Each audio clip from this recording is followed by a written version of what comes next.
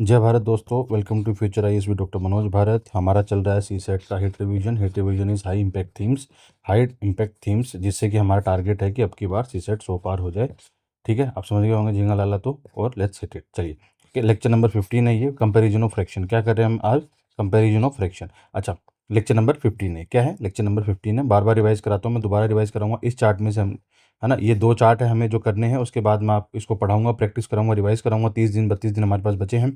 तो class number 1 में हमने क्लोक कर लिया था, 2 में नंबर्स किए थे, 3 में प्राइम नंबर्स और को प्राइम्स नंबर किए थे, फिर 4 में काउंटिंग प्रिंसिपल, 5 में रिकरिंग डेसिमल, 6 में परसेंटेज, 7 में रेशियो, 8 में स्क्वायर्स एंड क्यूब्स, 9 में फैक्टर्स, 10 में अरिथमेटिक इक्वेशन, 11 में जो है डिविजिबिलिटी, 12 के अंदर जो है आपका रूल्स ऑफ इंडाइसिस, 13 के अंदर रिमाइंडर थ्योरम, 14 के अंदर आपका ओड एंड इवन। 15वीं क्लास में हम ये वाला करेंगे, कंपेरिजन ऑफ फ्रैक्शन। इतना सा करेंगे, बस इतना सा करेंगे, सिंपल इतना सा करेंगे, 10 मिनट 5 मिनट जो भी है।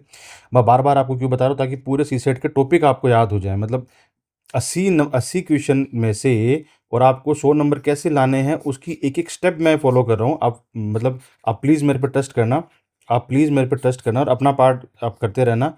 ये काम हो जाएगा, ट्रस्ट मी, है ना। मैं बहुत मतलब माइंड से आप लोगों को धीरे धीरे ट्रेन कर रहा हूँ। बार बार ये चीज़ें दिखा के, बार बार ये चार्ट दिखा के, बार बार सेम सेम बातें बोल के मैं कोशिश कर रहा हूँ कि मैं आपको 30 दिन में 24 मई तक आपको सी सेट रेडी कर दूँ। वैसे आप होंगे भी, और मैं मेरा पार्ट भी कंप्लीट कर दूँ। चलिए,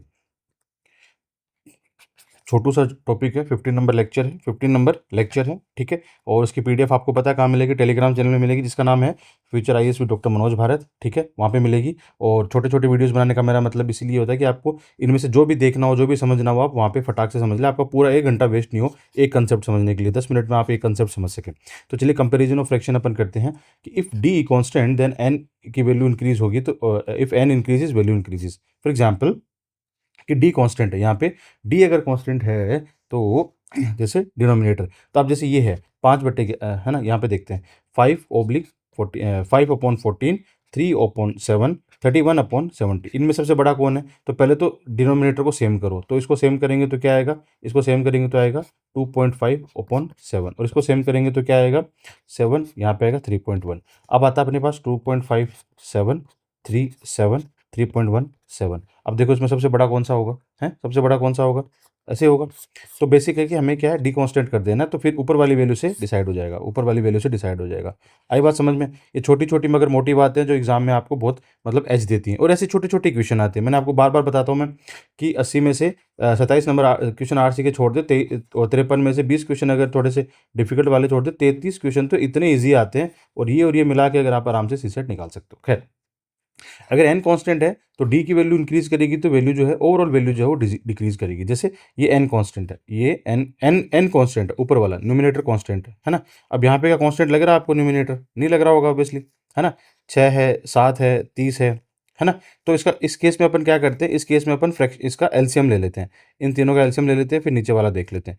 अब यहाँ पे मैं आपको थोड़ा सा बता दूं कैसे सोल्व करना होता है इसको, कि अच्छा ये है ना, ये यार ये नंबर मैंने गलत लिखा हुआ है, एक्चुअली गलत नंबर मैंने लिखा हुआ है। ये 6/13 से बड़ा नहीं हो सकता है, 7/3 से, है ना। 7/3 से ये नंबर मैंने गलत लिखा हुआ है। बट ये पॉइंट समझूंगा, अगर एन कांस्टेंट होगा, अगर एन कांस्टेंट होगा मतलब न्यूमिनेटर मान लो ये है 6/ मान लो 13 है, और इधर ये 12/ मान लो 5 है, या 26 है मान लो। 20, ये तो बस सेम हो जाएगा, 28 है मान लो, है ना।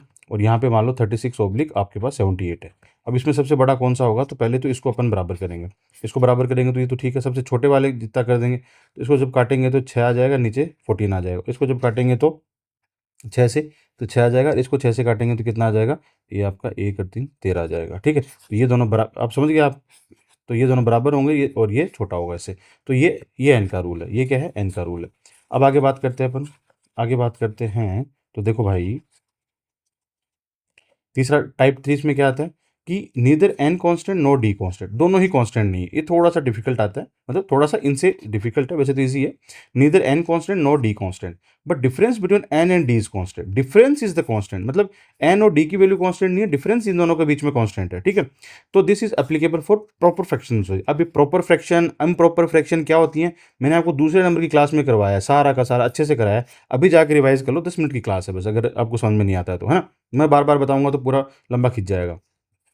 अगर ऐसा है कि डिफरेंस कांस्टेंट है और प्रॉपर फ्रैक्शन है, प्रॉपर फ्रैक्शन का मतलब कि देखो ये this is proper fraction, 2/5 is proper fraction, 2/4 is या फिर 4/2 is not a proper fraction, क्योंकि तो हमने जबरदस्ती बनाई है तो वैल्यू 2 है इसकी, तो है ना, तो ये बात होगी। इसके नीचे 1 आ जाए वो प्रॉपर फ्रैक्शन नहीं होती। खैर, तो इसमें हमने देखा 2/5, 5/8, 11/14, 43/46।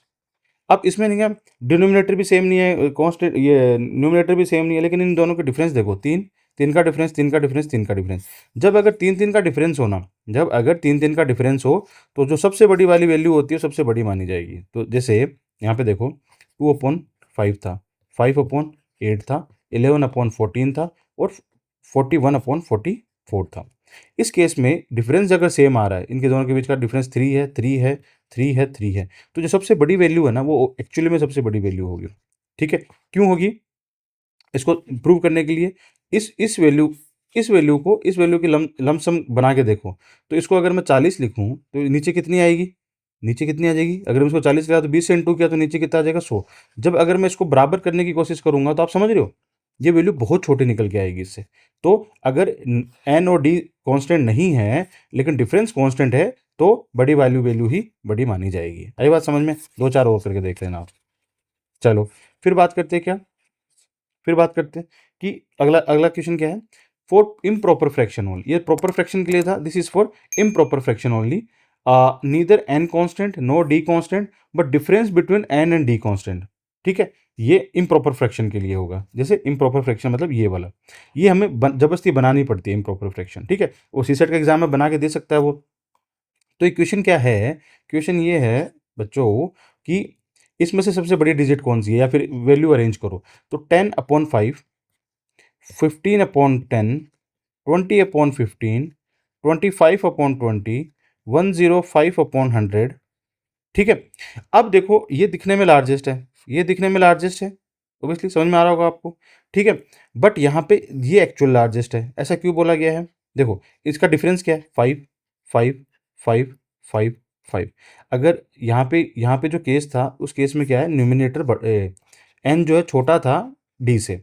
यहाँ पे जो है इन सब में ही एन जो है मतलब ऊपर वाला वह छोटा देन नीचे वाला, दैट इज डी, है ना, ये बट ठीक है।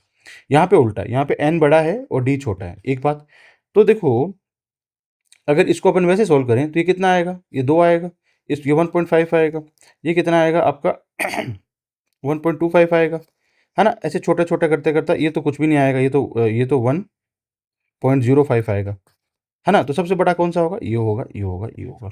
होप ये आपको पैटर्न समझ में आ रहा है। मेन बात इस सेट में पैटर्न समझने का। अभी सारे के सारे टाइप्स में जो क्रक्स है ना, जो क्रक्स है इस पूरे चैप्टर का, वो है कि बेस को इक्वल कर दो, बस सब कुछ पता चल जाएगा आपको। बेस को इक्वल कर डालो आप, बेस जो है ना नीचे वाला इसको इक्वल कर दो। कि हमसे जैसे पूछ लिया कि 9/11 मतलब 9/11 एंड 10/11 में कौन सा बड़ा है, तो हमको बेस इक्वल करके देख लेना है। तो इनका एलसीएम लेंगे, 11 13 का एलसीएम कितना होगा? 143। फिर इसको इंटू करेंगे, देखो मैं करके दिखाता हूँ आपको। पूछा है सवाल क्या, देखो हर टॉपिक का एक क्रक्स होता है, हर टॉपिक का एक पैटर्न होता है, एक क्रक्स होता है। वो क्रक्स समझ में आ गया ना अपने को, तो अपने से फिर कैसा भी आए वो हो जाएगा। तो इस कंपैरिजन ऑफ फ्रैक्शन में एक ही क्रक्स है कि हमको बेस पता करना है, बेस को मतलब इक्वल करना है। तो क्वेश्चन क्या है हमारे पास? क्वेश्चन है 9/11 और 10/13, है ना, यही है। तो 9/11 और 10/13 इनमें से बड़ा कौन सा, ये पता करना है। तो देखो नीचे वालों का बेस को इक्वल करो। बेस को इक्वल कैसे करेंगे? एलसीएम लेके। तो जब इन दोनों का एलसीएम लेंगे तो क्या आएगा? ये एलसीएम आएगा 143। 143 एलसीएम आ गया यहाँ पे, है ना, 143 एलसीएम आ गया, 143, 143। अब अगर नीचे वाला 143 है तो इसको पूरे के पूरे को 13 से इंटू किया तभी तो 143 आया होगा। तो ऊपर वाले को 13 से इंटू करना पड़ेगा, तो कितना आएगा? 9×3 = 27, 7×2 = 11। और इसको किससे करना पड़ेगा? 11 से, तभी तो इक्वल होगा। तो अगर तो ये 110। अब ये दोनों बेस सेम हो गए, ऊपर वाले जो डिजिट है वो डिसाइड करेगी कौन बड़ा है। आई बात समझ में? ये बड़ा है। ठीक है, चलिए। तो ये क्रक्स आपको ध्यान में रखना है, इस टॉपिक का जो क्रक्स है वो ये है जो आपको ध्यान में रखना है। आई बात समझ में? चलिए अब बात करते हैं, ये हो गया cross multiplication. What is this? Cross multiplication. Cross multiplication में क्या करता है, आप डी को शिफ्ट कर दोगे। कैसे? ये पूछा है 9/11 और 10 ये, इसमें हमने जैसे एलसीएम लिया ना, वैसे इसी वही है, सेम ही है कि हमने 9 को इधर कर दिया, इसको इधर कर दिया। तो 9, 13, 10, 11 ऊपर भी हमने यही कैलकुलेट किया था, अगर आपने ध्यान दिया हो तो, है ना। वो बस हमने लॉजिक के साथ किया था, अब इसको थोड़ा प्रो मेथड में कर देंगे तो इसका जो आंसर आएगा इससे ओबियसली छोटा ही होगा, तो ये बड़ा होगा। लेकिन अगर आपको ये सब मतलब इसमें सब डाउट होता है तो आप तो फॉलो दिस वन, रामबाण दिस वन, बेस को इक्वल कर दो कैसे, एलसीएम लेके, सिंपल है ये तो, ठीक है। अब इसका लिमिटेशन क्या है कि अगर मोर देन 2 फ्रैक्शन होगी तो नहीं हो पाएगा। अगर मोर देन 2 फ्रैक्शन होगी तो कैसे करोगे, तो सॉल्यूशन क्या है, multiply n with all the remaining d's, है ना, ये वाला। फिर ये, लेकिन ये वही बात है, फिर बड़े नंबर के लिए बहुत होचपोच हो जाएगा, है ना। तो इसके लिए हमने इसका सॉल्यूशन ये निकाला, अगले नंबर वाला अप्रोक्सीमेशन वाला करके देख लेंगे। But again I am telling you guys कि प्लीज़ या तो एलसीएम वाले के साथ ही जाओ, ये करेक्ट है इस चैप्टर का कि एलसीएम के साथ जाओ। जैसे अगर मैं ये इसकी बात करूँ, ये मेथड मैं आपको मतलब चलो ये मेथड मैं आपको बता देता हूँ फॉर योर क्लैरिटी। ये मेथड क्या है, ये तो आपको समझ में आ गया होगा, क्रॉस कर देंगे तो। इस मेथड में क्या करना है, 2/3, 3/5 एंड 4/7, ठीक है।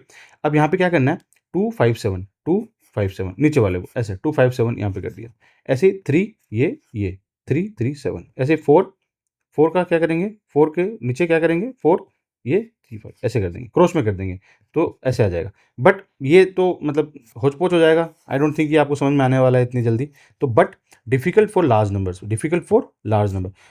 तो T6 वाले में क्या है, अप्रोक्सीमेशन कर लेते हैं अपन। अप्रोक्सीमेशन कैसे करते हैं कि जैसे मतलब ये है, एलसीएम भी लेने का अगर आपके पास टाइम नहीं है तो आप क्या करोगे, ऐसी कोई डिजिट उठा के देखोगे जो उसके आसपास लमसम हो कहीं पे, ठीक है। तो कौन सी डिजिट होगी, इसीलिए एलसीएम लेते हैं अपन, ताकि वो एग्जैक्ट डिजिट निकल के आ जाए। जैसे मैं इसका एलसीएम लूँ, एलसीएम मेथड से अगर इसको सोल्व करूँ तो इन तीनों का एलसीएम कितना आएगा, है ना, सिंपल सी बात है, तीनों के तीनों को प्राइम है, को प्राइम का एलसीएम इज देयर प्रोडक्ट, हमने पढ़ा है लेक्चर नंबर 3 के अंदर।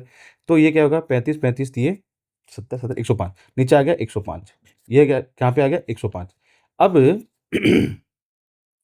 105 आ गया, यहाँ पे इसको 105 से इंटू करेंगे तो कितना आएगा, इसको कितना करेंगे, मतलब आप समझ रहे मेरी बात। चलो इसको पूरा मैं पूरा ही बताता हूँ, ये क्या है, 2/3, 3/5, 4/7, ये डिजिट है ना, 2/3, 3/5, 4/7। अब इसका अपन ने एलसीएम लिया, एलसीएम कितना आया था अपने पास, 105 आया एलसीएम, ठीक है, 105 एलसीएम आया इन दोनों का। 105, ठीक है। अब देखो, अब इसको अगर इससे इंटू करके देखेंगे, अगेन ये डिजिट बहुत बड़ी बन जाएगी, इसलिए अपन इसको फिर भी अपन करके देख लेते हैं एकदम से। 105 से इंटू किया तो ये कितना आएगा, 105 इंटू 3, ये कितना आएगा, 315 अपॉन 210, है ना। ये कितना आएगा, 5 से करेंगे तो आपका 25, 525 अपॉन 3, 315, ठीक है। नहीं यार, ये तो बेस इक्वल नहीं होगा ना, आई एम सॉरी। एलसीएम आपको बेस इक्वल करना है, मेन आपका जो पर्पज़ है वो बेस इक्वल करना है। माय बैड, ये लैक ऑफ प्रैक्टिस की वजह से हो रहा है ना। तो बेस इक्वल करना है, 305 इनका एलसीएम आया 305, और इसको अगर करेंगे अपन तो कैसे करेंगे देखो, तो अगर नीचे 105 आया, 3 की जगह 105 आया तो उसको कितने से इंटू किया होगा, 35 से इंटू किया होगा तभी 105 आया। तो ऊपर वाले को 35 से कर दो, ऊपर 70 आ जाएगा। अगर 5 की जगह 105 आया तो इसको किससे इंटू किया होगा, 21 से किया होगा तभी आया, तो ऊपर वाले को भी 21 से कर दो, तो 3 इंटू 21 कितना होगा, 63 आएगा। अगर नीचे 7 की जगह 105 आया है तो किससे इंटू करने से आया होगा, ये 15 से इंटू करने से आया होगा, तो ऊपर वाले को 15 से कर दो, तो 15 चौके 60। अब बताओ सबसे बड़ी डिजिट कौन सी है और सबसे छोटी कौन सी है, आई बात समझ में। यही मेथड ये वाला है जो अपन ये कर रहे हैं ना, इसको इससे कर दो, इसको, ये एक्चुअली वही मेथड है जो इसमें इसने शॉर्टकट अपना लिया है। शॉर्टकट कैसे अपना लिया है कि इसको एलसीएम के बजाय इसको इसने सीधा कर दिया है कि इसको इससे कर दिया, और मतलब जो ऊपर वाला है ना, एक ऊपर वाला लो और बाकी के दो नीचे वाले ले लो। जैसे एक ऊपर वाला लो, इसके ये दोनों ले लो, ये ऊपर वाला लो, फिर इसके ये ले लो, तो इससे आपको निकल के आ जाएगा ये वाला सेम, है ना। इसी को मैंने LCM safe and side method LCM के थ्रू कर दिया, इसको मैंने एलसीएम के थ्रू कर दिया। तो आपको बेस इक्वल करना है, बेसिकली आपको बेस इक्वल करके देखना, क्योंकि कोई भी डिजिट आ सकती है, इसलिए मैं ये वाला मेथड फॉलो करता हूँ, ठीक है। चलिए, अच्छा यार, आपको ना मेरे को सिर्फ देखना नहीं है सॉल्व करते हुए, एक तो अपना पेन चलाते रहना है, दूसरा अगर आपको लगे कि ये क्वेश्चन पहले आपको सॉल्व करना चाहिए तो मुझे पॉज कर दो एक बार, है ना, मुझे पॉज कर दो और आप सॉल्व करके देखो, उसके बाद मेरा सॉल्यूशन देखो, आपको ना अल्टीमेट लेवल का कॉन्फिडेंस आएगा कि यार मैंने तो इससे पहले कर दिया, है ना, मुझे तो ये आता है, अल्टीमेट लेवल का कॉन्फिडेंस आएगा। तो प्लीज़ आपको ऐसे करना है, ओके। चलिए, तो चलिए हमने ये वाला मेथड किया, ये वाला भी किया, एलसीएम वाला भी किया। अगर ये बड़ी संख्याएं हैं, अगर बहुत बड़ी बड़ी संख्याएं हैं ना, लार्ज नंबर्स हैं, तो उसके लिए हम क्या करेंगे, approximation. What is this approximation, कि जैसे ये दो नंबर है, एक ये नंबर है, एक ये नंबर है। अब इसको हम सोल्व कैसे करेंगे यार, ये तो बहुत बड़ा सा हो गया, देखने में स्कैरी लग रहा है। तो हम इसको अप्रोक्स में हम क्या लिख सकते हैं, 2000 लिख सकते हैं, है ना। और इसको अप्रोक्स में क्या लिख सकते हैं, 3000 लिख सकते हैं, तो 2000 अपॉन 3000। और इसको अप्रोक्स में क्या लिख सकते हैं, 3000, और इसको अप्रोक्स में लिख देंगे 5000। इसको काट दो, जीरो जीरो सब काट दो, 2 और 3, 3 और 5। अब 2 और 3, 3 और 5 में अपन अगेन एलसीएम वाला मेथड अगर यूज़ करेंगे तो इनके दोनों का एलसीएम कितना आएगा 15, तो 15 और 15 इसको 5 से इंटू किया तब ये 15 आया, तो इसको भी 5 से कर दो 10 आ जाएगा। इसको 3 से किया तो 15 है, तो ऊपर वाले को 3 से कर दो। Now which digit is bigger one, ये वाली, है ना। तो ऐसे अप्रोक्सीमेशन से कर देंगे अपन बात, ठीक है। तो ऐसे मतलब दिमाग लगा के वहाँ पे पैटर्न चेक करना, माइंड को खुले रखना, एग्जाम में आपका जुगाड़ हो जाएगा। तो ये बहुत ही सिंपल सा टॉपिक था जिसका नाम था कंपैरिजन ऑफ फ्रैक्शन। आपको समझ में आ गया होगा पैटर्न क्या देखना है और क्रक्स क्या है इसका, बेस को इक्वल कर दो। जैसे मैं कोई रैंडम नंबर लेता हूँ, ठीक है, मैं रैंडम नंबर लेता हूँ कि 2000 अपॉन 2001, ठीक है, 2001 अपॉन 2002, ऐसा पैटर्न पूछ ले वो। या चलो यूपीएससी है, यूपीएससी क्या पूछती है, यूपीएससी की 2020 से स्टार्ट कर दे, मान लो 2020 अपॉन 2021, 2021 अपॉन 2022, पोज करके पहले खुद सोल्व करो इसको, 2022 अपॉन 2023, 2023 अपॉन 2024, 2024 अपॉन 2025, ऐसे आपको कंफ्यूज कर दे, और 2025 अपॉन 2026। अब ये आपसे पूछ ले कि इनमें से बड़े से छोटा आप करो, ये कौन सा सबसे बड़ा है कौन से छोटा है। अब देखने में तो ऐसा लग रहा है कैसे डिवाइड करें कैसे होगा, लेकिन हमने रूल नंबर 1 पढ़ा है, हमने रूल नंबर 3 पढ़ा है, if N and D are not constant, इसका एन अलग है, ये एन अलग है, अलग अलग है, अलग है, एंड डी भी अलग है, अलग है, अलग अलग है, but there difference is constant, if there difference is constant, तो जो सबसे बड़ी डिजिट होगी वही सबसे बड़ी वैसे भी डिजिट होगी। तो यहाँ पे सबसे बड़ी डिजिट क्या है, 25 26, देखो 3 number, neither N constant not D constant but difference is constant, तो ये वाला बड़ा होगा, मतलब सबसे बड़ा जो दिख रहा है वो ये बड़ा होगा। आई बात समझ में। तो ऐसे आप प्रैक्टिस करते रहिए, आपको आ जाएगा। चलिए ये हो गया comparison of fraction which was lecture number 15। अब मैं रिकॉर्ड कर रहा हूँ मतलब class number 16 which is shirts and indices, shirts and indices. तो चलिए पढ़ते रहिए, मिलते हैं। एज फास्ट एज पॉसिबल अपन इसको कंप्लीट कर रहे हैं और फिर 30 दिन के अंदर इसको दे दनादन इतना रिवाइज करेंगे, इतना इतना गोली मारेंगे, इतना गोली मारेंगे कि समझ रहे हो ना।